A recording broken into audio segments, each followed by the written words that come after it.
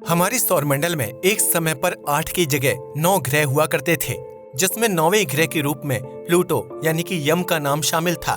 लेकिन फिर कुछ वजहों को ध्यान में रखते हुए प्लूटो से उसका यह पद छीन लिया गया और उसे एक बौने ग्रह की उपाधि दे दी गई। पर क्या आपने कभी यह जानने की कोशिश की है कि प्लूटो को बौना ग्रह क्यों कहा जाता है और उसकी सतह से सूर्य कैसा दिखाई देता है? अगर नहीं तो आज इस वीडियो में हम इन्हीं रोमांचक सवालों के जवाब तलाश करेंगे। प्लूटो की अनसुनी कहानी। सौरमंडल के 9वें ग्रह होने से लेकर बौने ग्रह तक का सफर तय करने वाले प्लूटो ने खोजे जाने से लेकर अब तक सूर्य का एक भी चक्कर पूरा नहीं किया है, क्योंकि इस बौने ग्रह को सूर्य की एक परिक्रमा पूरी करने में 248 सालों का वक्त लगता है। प्लूटो की खोज साल 1930 में अमेरिकी खगोलविद और वैज्ञानिक क्लाइड विलियम टॉमबॉग ने की थी, जो सूर्य से 4.5 से 7.3 बिलियन किलोमीटर की दूरी पर स्थित है और इसी वजह से प्लूटो तक सूर्य का प्रकाश पहुंचने में 5.5 घंटे का लंबा वक्त लगता है। इस बौने ग्रह को खोज के बाद सौरमंडल के 9वें ग्रह के रूप में जाना जाता था, जिसके पास अपने 5 उपग्रह यानी चंद्रमा भी मौजूद हैं। प्लूटो का नाम रोमन देवता हेडिस के ऊपर रखा गया है, जिन्हें गॉड ऑफ द अंडरवर्ल्ड के नाम से जाना जाता है। दरअसल यह रोमन देवता अंधेरे के लिए मशहूर है, जबकि प्लूटो तक सूर्य का प्रकाश भी ना के बराबर पहुंच पाता है, जिसकी वजह से यह बौना ग्रह ज्यादातर समय अंधेरे में ही गुम रहता है। आपको यह जानकर हैरानी होगी कि प्लूटो का नाम एक 11 साल की स्कूली छात्रा वेनेशिया बर्नी ने रखा है, क्योंकि इस ग्रह की खोज के बाद वैज्ञानिकों ने आम लोगों को अच्छे नाम का सुझाव देने के लिए एक संदेश जारी किया था। ऐसे में दुनिया भर से अलग अलग लोगों ने नए ग्रह के नाम के लिए सुझाव दिए थे, जिनमें से 150 लोगों ने प्लूटो नाम सुझाया था और उस लिस्ट में वेनेशिया का नाम सबसे ऊपर था। ऐसे में वेनेशिया को प्लूटो का नाम बताने के लिए 5 पाउंड का इनाम दिया गया था, जो वर्तमान समय में 500 रुपए के आसपास होते हैं। ऐसे में आप समझ ही सकते हैं कि प्लूटो की खोज सिर्फ वैज्ञानिकों तक ही सीमित नहीं थी, बल्कि इस 9वें ग्रह के मिल जाने से आम लोगों के बीच भी काफी रोमांच की स्थिति पैदा हो गई थी। हालांकि साल 2006 में प्लूटो से एक ग्रह होने का दर्जा छीन लिया गया था, क्योंकि उस समय वैज्ञानिकों ने किसी ग्रह को परिभाषित करने के लिए कुछ नियम बनाए थे। ऐसे में जब प्लूटो पर उन नियमों को लागू किया गया तो वह कहीं भी फिट नहीं हो रहे थे और इस वजह से प्लूटो को एक बौने ग्रह के रूप में दुनिया के सामने पेश किया गया था। दरअसल साल 2006 में ग्रहों को पहचान देने वाली संस्था इंटरनेशनल एस्ट्रोनॉमिकल यूनियन ने चेक रिपब्लिक की राजधानी पराग शहर में एक बैठक का आयोजन किया था, जिसमें दुनिया भर के 2500 से ज्यादा वैज्ञानिक और खगोल शास्त्री शामिल हुए थे। इस बैठक का आयोजन प्लूटो की पहचान स्पष्ट करना था, क्योंकि कई वैज्ञानिकों का मानना था कि प्लूटो को सौरमंडल का 9वां ग्रह कहना ठीक नहीं है। ऐसे में सौरमंडल के ग्रहों का चुनाव करने के लिए वैज्ञानिकों और खगोलविदों की टीम ने 3 मानक तय किए थे, जिनके ऊपर खरा उतरने पर ही किसी पिंड को ग्रह की उपाधि दी जा सकती थी।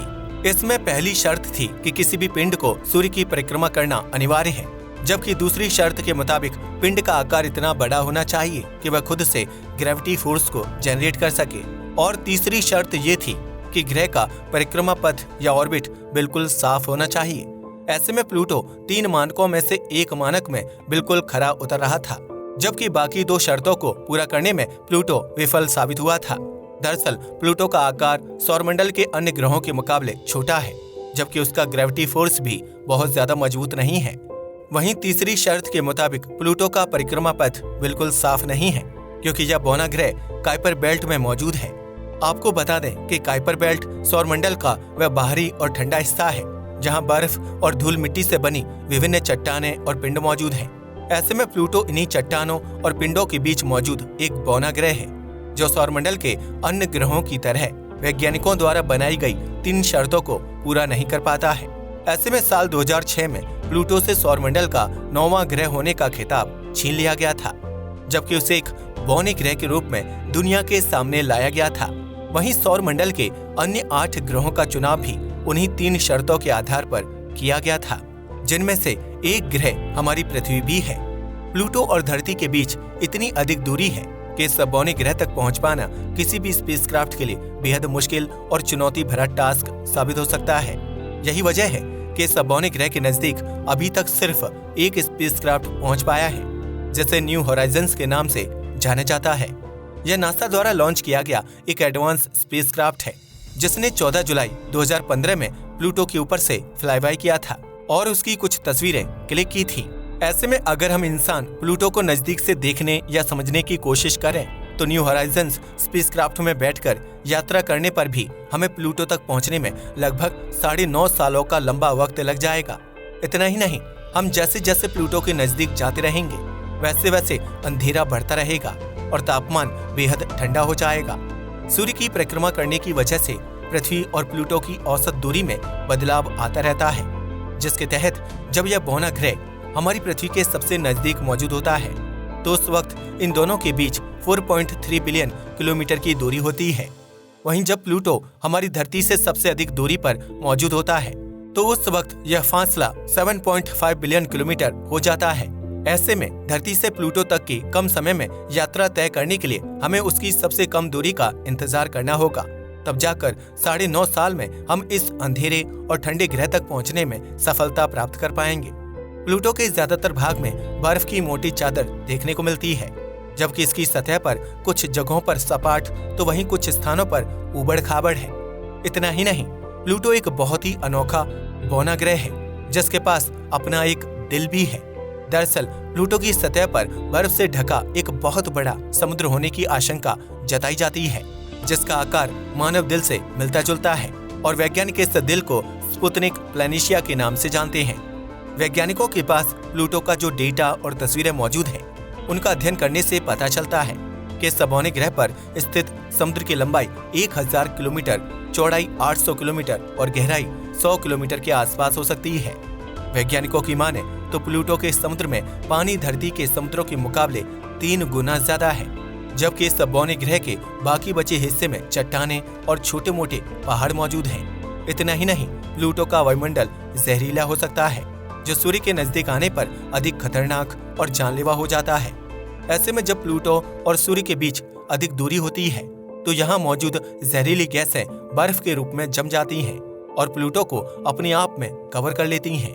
वहीं जब यह बौना ग्रह सूर्य के नजदीक आता है तो उसकी गर्मी से बर्फीली गैस पिघलने लगती है, जिसकी वजह से प्लूटो का असल रूप यानी हल्की भूरी सतह देखने को मिलती है। एक धरतीवासी के लिए प्लूटो पर एक दिन बिताना भी बेहद मुश्किल हो जाएगा, क्योंकि इस बौने ग्रह पर एक दिन पृथ्वी के 6 दिन 9 घंटे और 36 मिनट के बराबर होता है। इसकी सबसे अहम वजह ये है कि प्लूटो अपनी धुरी पर बेहद धीमी गति से घूमता है, जिसकी वजह से यहाँ एक दिन इतना लंबा होता है। इस बौने ग्रह का ग्रेविटी फोर्स काफी कमजोर है, जिसकी वजह से अगर पृथ्वी पर आपका वजन 45 किलोग्राम है तो प्लूटो पर पहुंचते ही आपका वजन घटकर सिर्फ 3 किलोग्राम ही रह जाएगा। यह बौना ग्रह सूर्य से इतनी अधिक दूरी पर स्थित है कि यहाँ दिन या रात किसी भी समय गर्मी का एहसास नहीं होता है, जबकि इसकी सतह का औसत तापमान -233 से -240 डिग्री सेल्सियस के आसपास होता है। प्लूटो पर कार्बन डाइऑक्साइड समेत मीथेन और अन्य प्रकार की गैसें मौजूद हैं, जिनके बीच सांस ले पाना इंसान के बस की बात नहीं है। वैज्ञानिकों की माने तो यह बौना ग्रह किसी भी तरह से जीवन के योग्य नहीं है, क्योंकि यहाँ स्पेस सूट पहनकर भी लंबे समय तक जीवित नहीं रहा जा सकता है। प्लूटो पृथ्वी के विपरीत उल्टी दिशा में सूर्य की परिक्रमा करता है, जिसकी वजह से इस बौने ग्रह पर सूर्योदय पश्चिम में होता है और पूर्व में डूबता है। प्लूटो की सतह पर खड़े होकर आपको आसमान में पृथ्वी की तरह चमचमाता हुआ सूर्य नहीं दिखाई देगा, क्योंकि यह बौना ग्रह सूर्य से बहुत अधिक दूरी पर मौजूद है। यही वजह है कि प्लूटो पर सूर्य का प्रकाश बेहद हल्का और धुंधला होता है, जो मात्र एक ऑरेंज रोशनी से ज्यादा और कुछ भी नहीं है। इस बौने ग्रह की सतह पर खड़े होकर अगर आप सूर्य को देखने की कोशिश करेंगे तो वह काले आसमान में किसी छोटी सी नारंगी गेंद की तरह दिखाई देगा। प्लूटो से सूर्य को देखने पर ना तो आंखों में तेज चमक आएगी और ना ही आपको उसकी रोशनी चुभेगी, बल्कि यह सिर्फ अंधेरे में एक हल्की ऑरेंज लाइट को जलते हुए देखना जैसा एहसास होगा। यहाँ ना तो सूर्य की हानिकारक रेडिएशन का कोई असर होता है और न ही आपको तेज धूप से बचने के लिए चश्मा पहनने और त्वचा को झुलसने से बचाने के लिए सनस्क्रीन लगाने की जरूरत पड़ेगी। हालांकि सूर्य से इतनी अधिक दूरी पर मौजूद होने की वजह से प्लूटो पर किसी प्रकार के जीवन की कल्पना नहीं की जा सकती है। अब तो आप समझ ही गए होंगे कि प्लूटो से ग्रह का दर्जा क्यों छीना गया था और इस बौने ग्रह की सतह से सूर्य कैसा दिखाई देता है। आज के लिए बस इतना ही। वीडियो पसंद आया हो तो इसे लाइक और शेयर करें। धन्यवाद।